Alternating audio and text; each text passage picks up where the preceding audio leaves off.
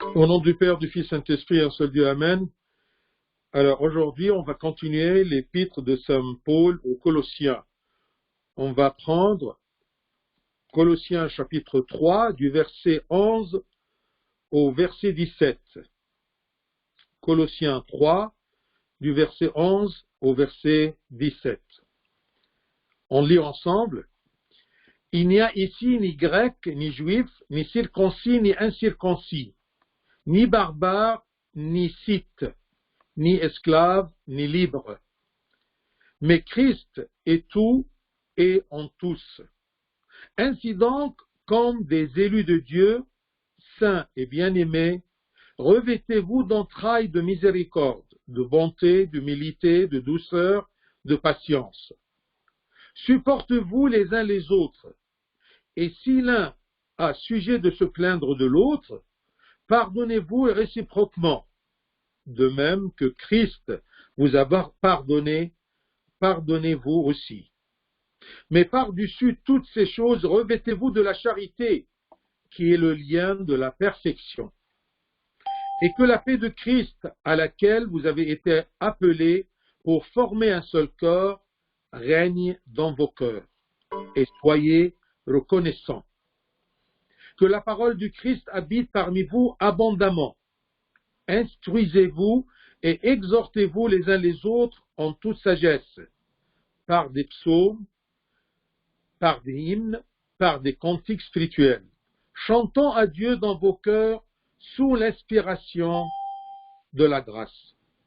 Et quoi que vous fassiez en parole ou en œuvre, faites tout au nom du Seigneur Jésus, en rendant par lui des actions de grâce à Dieu, le Père, gloire à l'Éternel, éternellement. Amen. Alors, le verset 11 nous montre toutes les catégories des gens dans le monde au temps du Christ. C'est-à-dire, le temps du Christ, il y avait des Grecs, des Juifs, parfois les Juifs, on les appelle les circoncis, et tout ce qui n'est pas juif, on l'appelait incirconcis. Comme ça, vous connaissez un peu le vocabulaire biblique. Alors, il y a des Grecs, des Juifs, des barbares, des scythes, des esclaves ou des libres. Alors, il y avait ce qu'on appelait les Grecs. Un Grec était un homme distingué dans la société au temps du Christ. Et la langue grecque était la langue répandue, c'était la langue mondiale, comme aujourd'hui par exemple l'anglais. Il y a oui le français, il y a l'espagnol, mais le plus international, le plus communicant entre les peuples est l'anglais. Alors, le temps du Christ, c'était le grec. Et le grec était la langue répandue, surtout après les conquêtes d'Alexandre le Grand. Alors, il y avait les Grecs, ce sont les gens qui suivaient la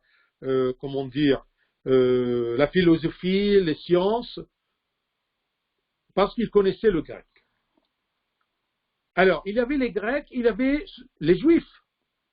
Et les Juifs se flattaient, bien sûr, qu'ils sont les fils d'Abraham, ils connaissaient l'Éternel. Et ils se flattaient qu'ils avaient la loi et les promesses de l'Éternel. Et les restes des gens, à leurs yeux, étaient, ou plutôt n'étaient que des chiens impurs. Imaginez-vous, ça c'est l'orgueil des Juifs. Et regardez les autres, qui ne sont pas Juifs, qui ne sont pas circoncis, eh bien comme des chiens impurs. Parce que les chiens, dans la loi de Moïse, étaient des animaux impurs. Et les Grecs et les Romains méprisaient les Juifs et vice-versa. Alors, nous avons les Juifs, les Grecs. Et nous avions aussi les barbares. Les barbares, qui étaient aux yeux des Grecs, étaient tous ceux qui ne connaissaient pas le grec, qui étaient considérés comme insensés ou ignorants, puisqu'ils ne savaient pas, ils ne connaissaient pas le grec. Et ils ne sont pas grecs, non pas de nationalité, mais de langage. Celui qui ne parlait pas le grec, était quelqu'un ignorant. Alors, grec, juif, barbare, scythes. Scythes, ce sont les habitants du nord de la mer Rouge. Et ils étaient parmi les Tartares. C'était des gens connus, des tribus connues comme les plus sauvages et les plus arriérés. Et bien sûr, parmi tous ces gens-là, il y avait des esclaves et des libres.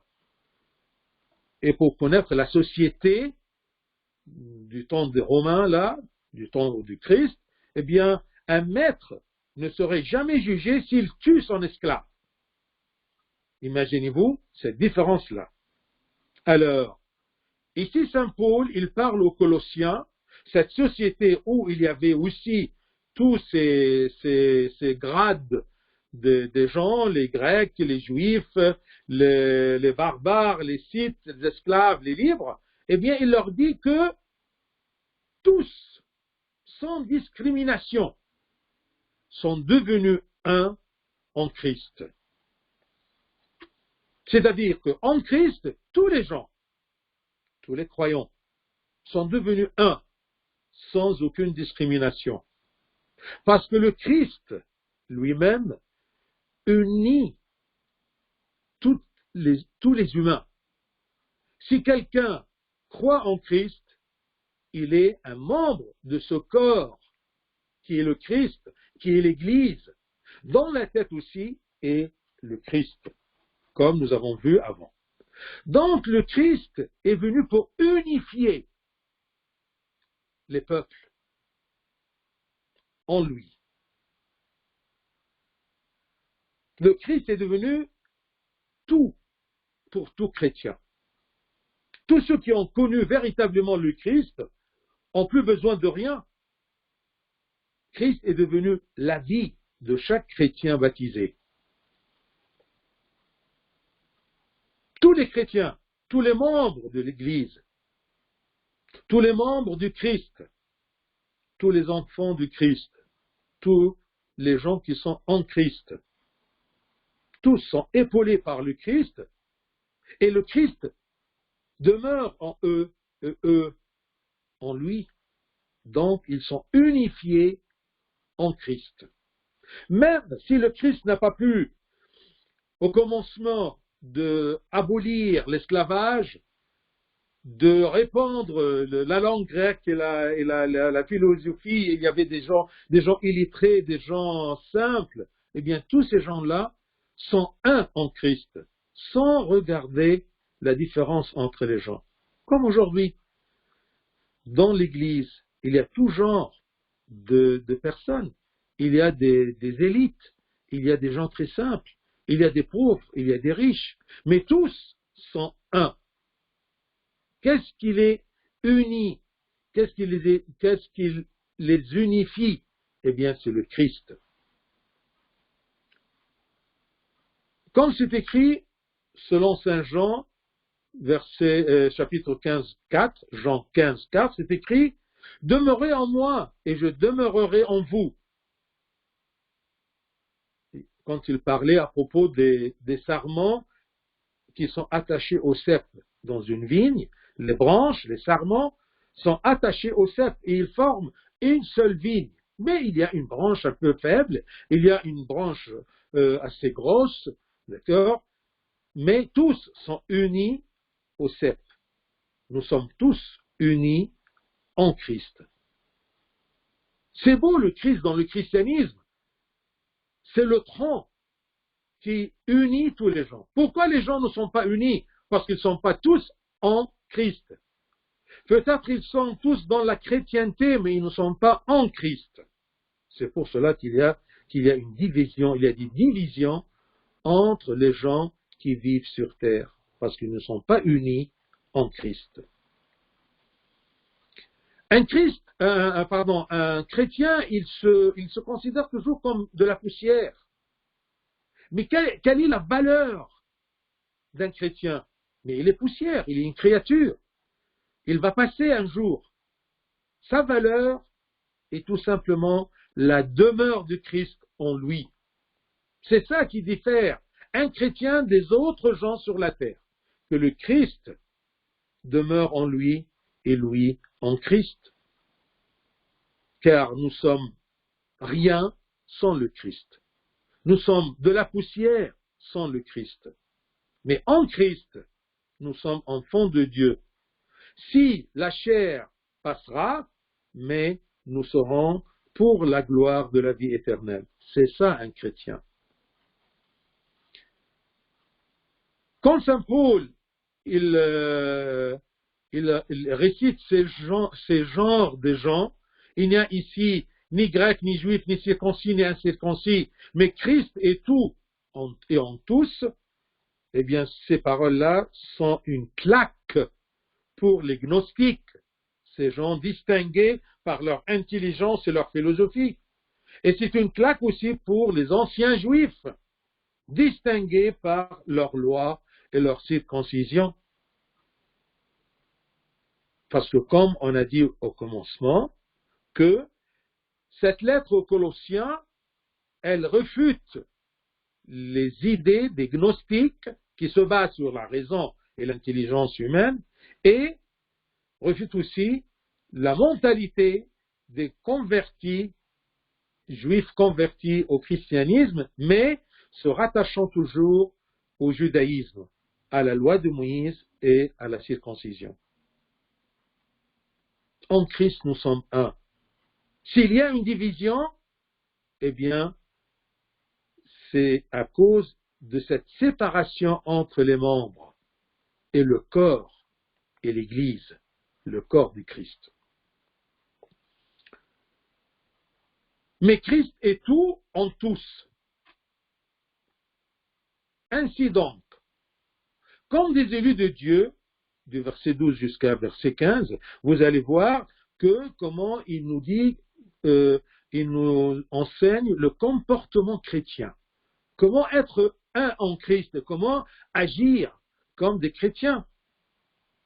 Alors il nous dit, ainsi donc comme des élus de Dieu, saints et bien-aimés, tout ce qui est en Christ est considéré comme élu de Dieu. Il est considéré comme un saint. Il est considéré comme bien-aimé. Il nous demande, premièrement, revêtez-vous d'entrailles de miséricorde, de bonté, d'humilité, de douceur, de patience. Revêtez-vous. C'est-à-dire que notre comportement extérieur doit être conforme au Christ, conforme à l'image de Christ, conforme aux enfants de Dieu. Ne dites pas que le christianisme c'est quelque chose d'intérieur tout simplement, mais s'il y a un Christ qui demeure en vous, sûrement ça va refléter sur votre extérieur. Comment voulez-vous être lié au Christ? Comment voulez-vous être demeurant en Christ si votre comportement, vos œuvres ne montrent pas cette demeure de Christ en nous et nous en lui? C'est pour cela que saint Paul nous dit, revêtez-vous d'entrailles de miséricorde. Revêtez-vous d'entrailles, c'est-à-dire quelque chose d'intérieur. Vous voyez le vocabulaire paulin, le vocabulaire de saint Paul, on se revêt de quelque chose, d'accord, qui est lié aux entrailles. On se revêt d'une chose, d'accord, qui est liée à notre intérieur, qui vient de notre intérieur. Donc on doit être de l'extérieur, comportement, et de l'intérieur, pensée et cœur, conforme à la vie en Christ. Que votre comportement extérieur soit semblable à celui du Christ, car vous êtes ses élus, les élus du Christ, que Dieu veut bien vous donner son image, l'image de son Fils. Toujours, saint Paul, il demande aux chrétiens de revêtir le Christ, comme selon son épître aux Romains, chapitre 13, verset 14. Il répète en disant, revêtez-vous du Seigneur Jésus-Christ. Imaginez-vous que moi, je prends comme vêtement le Christ. Celui qui va me voir, il va voir qui? Il va voir le Christ. C'est ça un chrétien. Donc, entrailles, revêtez-vous d'entrailles, c'est-à-dire revêtez-vous des sentiments intérieurs. Et ces sentiments-là, ce sont des sentiments de miséricorde, de bonté, d'humilité, de douceur, de patience. C'est-à-dire, si je veux rassembler ces vertus-là, la miséricorde, la bonté, l'humilité, eh bien, je dis que ne pas rendre le mal par le mal. Parce que tout ce qui nous entoure, c'est du mal, parce qu'il n'est pas en Christ. Comment agir avec cette société extérieure? Eh bien, tout simplement, en se revêtant du Christ. Ne pas rendre le mal par le mal. Soyons humbles, en pensant toujours intérieurement que nous sommes indignes de toute grâce et de toute bénédiction divine. Qu'est-ce que ça veut dire humble? Humble, c'est-à-dire que je sens toujours que je ne mérite pas. Non pas orgueilleux, non pas se flatter. Même si je suis intelligent, eh bien intérieurement je sens que cette intelligence-là, c'est un don de Dieu. Je ne suis que poussière. Et c'est Dieu qui m'a donné cette grâce d'être intelligent. Si j'ai un succès, ça vient de Dieu. Oui, bien sûr, j'ai eu un rôle, mais principalement, c'est Dieu. C'est ça, être humble. Regardez, quand c'est cité en Matthieu, l'évangile selon saint Matthieu, chapitre 12, versets 18 et 19. C'est écrit, « Voici mon serviteur », c'est une citation de la prophétie d'Isaïe à propos du Christ. « Voici mon serviteur que j'ai choisi, mon bien-aimé en qui mon âme a pris plaisir. Je mettrai mon esprit sur lui, et il annoncera la justice aux nations. Il ne contestera point, il ne criera point, et personne n'entendra sa voix dans les rues. » Ça, c'est le Christ. C'est Dieu fait homme. C'est le prototype du nouvel homme. C'est son serviteur. Même ce qui est écrit comme prophétie d'Isaïe à propos du Christ, ça peut être aussi pour chaque serviteur. Qu'est-ce qu'un serviteur de Dieu? Pas les serviteurs, les catéchistes tout simplement, mais chaque chrétien est un serviteur de Dieu. Prenez ce verset-là, cette prophétie-là, où il y a les détails, les caractéristiques du serviteur de Dieu, et essayez de vous comparer avec. Mon serviteur que j'ai choisi. Nous sommes choisis de Dieu. Nous sommes bien-aimés, en qui mon âme a pris plaisir. Regardez, quand on se conforme au Christ, ça donne plaisir à Dieu. Je mettrai mon esprit sur lui. C'est la descente de l'Esprit Saint sur nous. Un serviteur ne peut pas agir comme serviteur sans l'Esprit Saint. Je mettrai mon esprit sur lui, et il annoncera la justice aux nations. Est-ce que moi, comme serviteur de Dieu, j'ai ces caractéristiques-là? Est-ce que j'annonce la justice aux nations? Il ne contestera point, il ne criera point, et personne n'entendra sa voix dans les rues. Ça, c'est la bonté, l'humilité, la douceur que nous devons les revêtir.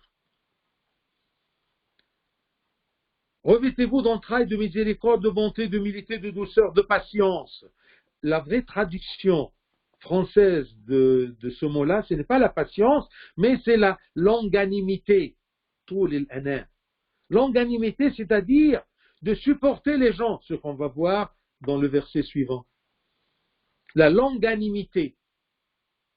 Le contrôle de soi durant une crise de colère. Voulez-vous savoir si vous êtes serviteur de Dieu, si vous êtes chrétien, si vous revêtez le Christ, observez-vous quand vous êtes en colère. Vous contrôlez votre colère ou c'est une colère incontrôlable. Est-ce que vous êtes patient envers vos offenseurs? Si vous êtes patient envers ceux que vous aimez, ce n'est pas ça un chrétien? C'est tout à fait normal. Même les nations, même les pécheurs, ils aiment ceux qui les aiment. Mais nous, les chrétiens, par la force de Dieu, par l'Esprit Saint, que Dieu le met sur nous, on peut arriver à contrôler notre colère, à supporter les autres, à avoir cette longanimité. C'est pour cela que le verset 13, c'est écrit, supportez-vous les uns les autres. Et si l'un a sujet de se plaindre de l'autre, s'il y a une raison même de se plaindre, pardonnez-vous réciproquement. Ne cherchez pas toujours qui a tort. Essayez toujours de se pardonner. Ça, c'est les enfants de Dieu. Ça, ce sont les unifiés en Dieu. Si nous sommes un, on doit arriver à supporter les uns les autres. Même s'ils ont tort les autres. Mais ils sont dans le même corps. Chacun est responsable de son action et de sa réaction. Tu n'es pas responsable de l'action de l'autre. Il t'offense. Ça, c'est sa faute. Ça, c'est entre lui et son Dieu. Mais toi, comment plutôt tu réagis envers cette personne qui t'offense? Est-ce que tu le supportes? Ce n'est pas quelque chose de négatif. Non. Celui qui pardonne est plus fort que celui qui offense. Celui qui ne rend pas le mal par le mal, c'est le plus fort aux yeux de Dieu.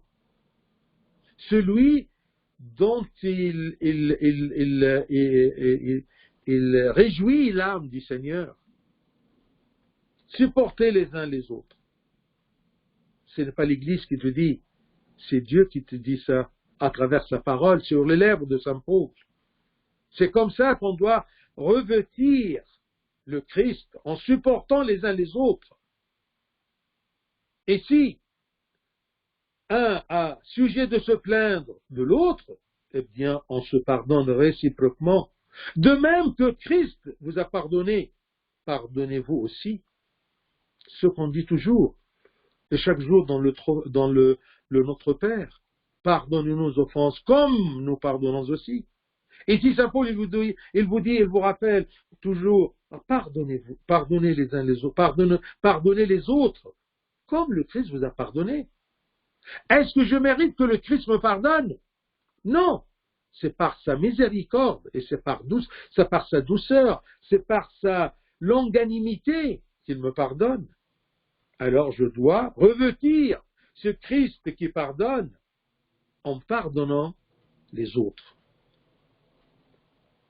Supporter les autres, c'est le commencement de ce chemin de piété. Supporter les autres pour terminer dans le pardon. Supporter les autres, c'est le commencement et le pardon est la fin du trajet. Le trajet de le revêtement du Christ. Supportez les uns les autres. Soyez bons, soyez miséricorde. Soyez doux. Mais ça n'empêche pas que dans des situations, quand on est responsable, on peut réprimander, mais par amour, sans haine, sans querelle, sans vengeance, mais avec amour. Comme le Père qui éduque son fils, mais par amour. Il peut le gronder, mais par amour. Supportez-vous les uns les autres et pardonnez, comme le Christ nous a pardonné. Il nous a donné l'exemple de pardonner. Et pardonner ceux qui ne méritent pas le pardon. Eh bien, on doit se pardonner les uns les autres. Verset 14. Mais par-dessus toutes ces choses, revêtez-vous la charité, le mahabba, aimer les uns les autres. Cette charité qui est le lien de la perfection. Qu'est-ce qui nous unit ensemble? Oui, c'est le Christ. Mais par quel col? Qu'est-ce qui nous colle ensemble? Qu'est-ce qui nous colle en Christ? C'est la charité. C'est cette vertu, c'est de aimer les uns les autres. Et l'amour, c'est un don de Dieu. Si Dieu demeure en moi, c'est-à-dire que l'amour demeure en moi. C'est pour cela que je vous dis que si quelqu'un qui ne connaît pas Dieu, qui est amour, il ne peut pas dire que j'aime. Si quelqu'un vient te dire je t'aime, il n'est pas en Christ, eh bien, ce qu'il dit n'est pas vrai. Comment quelqu'un peut-il aimer s'il n'a pas en Dieu, s'il n'a pas en lui le Christ? Parce que le Christ est amour. Dieu est amour. Allah mahabba. Comment voulez-vous aimer si vous n'avez pas la source de cet amour-là? La charité est un don de l'esprit. Comme les pères, ils disent toujours, la charité est la mère de toute vertu, source de toute vertu. La charité est le meilleur lien entre le peuple de Dieu et la charité dont on parle, c'est la charité, c'est l'amour, loin de tout intérêt ou de tout profit, parce qu'il y a des gens qui aiment les autres par intérêt, par profit. Non, c'est un amour gratuit, c'est un amour divin, c'est un amour dont la source est Dieu. Qu'est-ce qu'il y a en moi que Dieu peut chercher? Qu'il m'aime. C'est pour cela qu'il me cherche, mais il ne prend aucun profit, parce que Dieu est complet sans moi, il n'a pas besoin de moi, mais par amour, il m'a créé pour se réjouir, pour que moi je me réjouis de son amour. Mais par-dessus toutes ces choses, toutes ces vertus, toutes ces consignes, revêtez-vous de la charité, qui est le lien de la perfection. Et que la paix, verset 15, et que la paix de Christ à laquelle vous avez été appelés pour fermer un seul corps, règne dans vos cœurs et soyez reconnaissants. Oui, je vais chercher à aimer. Non, cherche d'abord à demeurer en Christ pour que tu aies cette charité-là, cet amour par lequel tu peux aimer et tu peux supporter et tu peux pardonner. Comment voulez-vous aimer et pardonner et supporter s'il n'y a pas cette paix du Christ en nous? Est-ce que tu es en paix avec Dieu? Est-ce que tu es réconcilié avec Dieu par le repentir?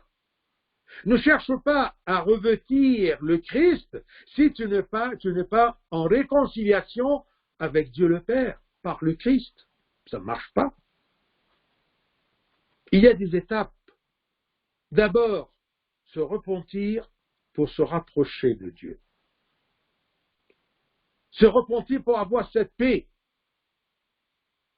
qui règne sur moi, qui règne sur mon cœur. Et de cette façon-là, je me réconcilie avec le Père, je reçois cette paix. Et cette paix fait que le Christ demeure en moi et moi en lui. Fait que je supporte les autres. Fait que je pardonne. Fait que je sois doux, humble et reconnaissant. C'est-à-dire que je reconnais que tout ce que j'ai de bien, ça vient de Dieu. Le cœur de l'homme doit se remplir de calme, de quiétude, de satisfaction. C'est ça la paix intérieure, c'est ça la paix de Christ, du calme, de quiétude, de satisfaction. Ça me suffit ce que j'ai. Regardez le psaume 27. C'est un psaume qui montre mon intérêt, tout ce que je prends de Dieu, l'Éternel est ma lumière et mon salut. De qui aurais-je crainte? Ça, c'est la paix que je reçois du Christ. Ça, c'est l'intérêt d'être en Christ, d'avoir cette paix qui règne sur le cœur. L'Éternel est ma lumière et mon salut. C'est celui qui m'éclaire le chemin de la vie. C'est celui qui m'a donné le salut. Et puisqu'il m'a donné le salut, il m'a donné la capacité de participer à ce salut. Pourquoi? Pourquoi j'aurais peur? L'Éternel est ma lumière et mon salut. De qui aurais-je crainte? L'Éternel est le soutien de ma vie. De qui aurais-je peur? C'est ça la paix du Christ. Si Dieu est ma lumière et mon salut, je n'aurai jamais peur de quelqu'un, ou je crains quelqu'un ou quelque chose, ou je crains la vie. Si une armée se campait contre moi, regardez l'amour ou la confiance de David en Dieu, si une armée se campait contre moi, mon cœur n'aurait aucune crainte. Non pas un patron qui me gêne, ou un prof qui me met dans sa tête, non, une armée se campait contre moi. Mon cœur n'aurait aucune crainte, parce que l'Éternel est ma lumière, parce qu'il est mon salut, parce qu'il soutient ma vie. Si une guerre s'est levée contre moi, je serai malgré cela plein de confiance. C'est ça, la paix du Christ qui doit régner mon cœur pour se revêtir du Christ. Cette paix qui me rend loin de toute crainte, de toute peur.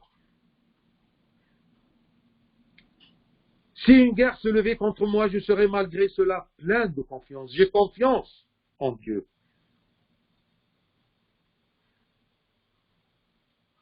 Regardez Isaïe, qu'est-ce qu'il dit dans chapitre 57, versets 20 et 21. Mais les méchants sont comme la mer agitée. Ça, c'est le contraire de la paix, l'enfant de Dieu, qui est en paix, qui a confiance en Dieu, qui ne craint rien, ni le monde, ni le futur. On a peur du futur. Mais puisque j'ai confiance en Dieu qui soutient ma vie, je serai plein de confiance. Mais les méchants sont comme la mer agitée qui ne peut se calmer et dont les eaux soulèvent la vase et le limon. La vase, c'est-à-dire le tin ou turab. Les méchants sont comme la mer agitée contre la paix intérieure d'un chrétien. Suis-je une mer agitée qui ne peut pas supporter, qui ne peut pas se calmer, qui soulève la base et le limon et les insultes et les méchancetés? Rien ne me plaît, rien ne me satisfait. Je me compare toujours et je suis mieux que les autres. Il n'y a point de paix pour les méchants, dit mon Dieu. Regardez. Si je suis méchant, attention parce que parfois je suis méchant et je me donne la raison d'être méchant parce que les gens ne méritent pas. Attention. Si tu es méchant, tu n'auras pas de paix. Tu seras comme une mer agitée. Comment peux-tu, à ce moment-là, en étant une mer agitée, de supporter les autres, d'aimer les autres, d'être calme, d'être doux, de vivre la longanimité? Comment veux-tu ça? Cherche d'abord la paix intérieure. Et s'il n'y a pas de paix, c'est-à-dire qu'il y a un péché, qu'il y a un éloignement de Dieu. Veux-tu revêtir le Christ, être un chrétien, être un élu de Dieu?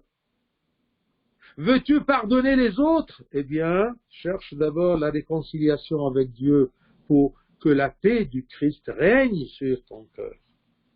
Il n'y a point de paix pour les méchants, dit mon Dieu.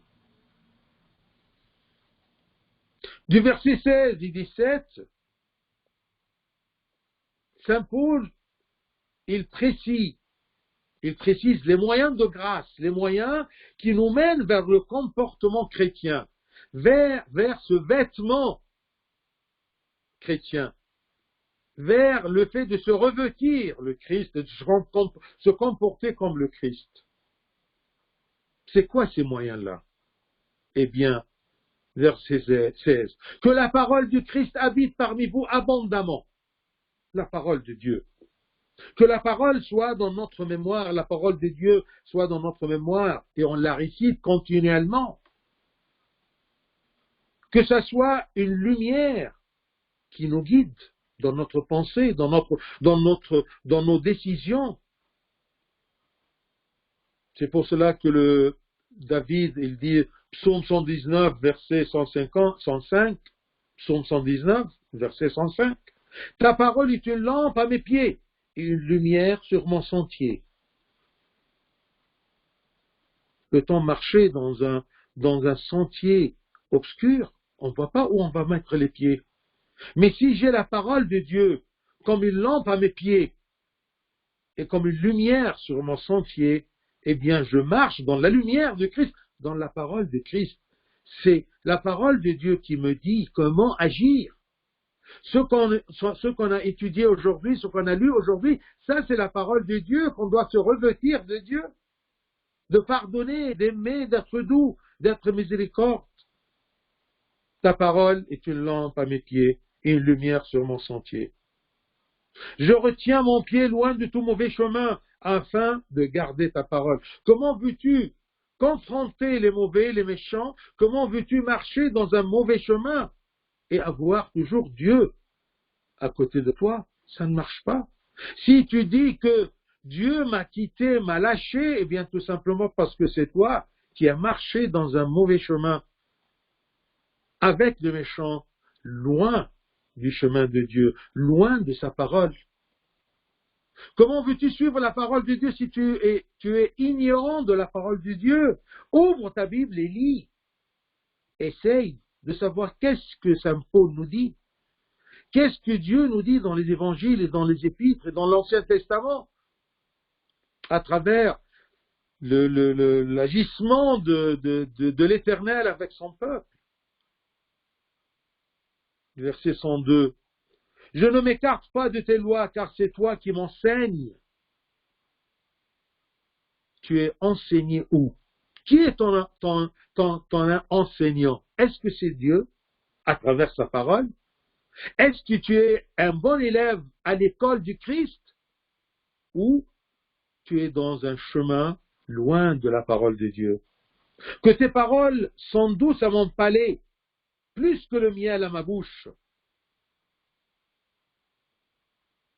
Est-ce que tu sens que la parole de Dieu est délicieuse? Tu l'aimes? Tu aimes lire? Tu aimes connaître? Tu aimes écouter la parole de Dieu? Donc la parole de Dieu doit habiter parmi nous abondamment pour que nous arrivons à se revêtir du Christ. Et pour la parole de Dieu, on doit pratiquer avant d'enseigner, parce qu'il y a des gens qui connaissent la parole de Dieu pour enseigner.